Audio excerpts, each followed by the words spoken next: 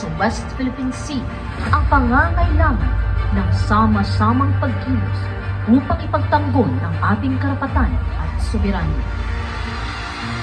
Ang susi ng ating tagumpay ay nasa pagkakaisa, hindi lamang ng mga tagapagbantay ng ating karagatan, kundi pati na rin ang ating mga kabataan. Sa bawat likha ng kaalaman at inisyatibong tulad ng mga aktibidad para sa West Philippine Sea, binubuo natin ang susunod na henerasyong kikilos para sa bayan. Ang kaalaman ay kapangyarihan. Sa pamamagitan ng pagtuturo ng tamang impormasyon ukol sa ating karagatan, ibibigyan natin ng boses ang bawat Pilipino upang maging aktibong may pagtanggol ang ating mga karapatan. Ang West Philippine Sea ay hindi lamang tungkol sa ating mga karapatan. Ito rin ay tungkol sa ating kinabukasan.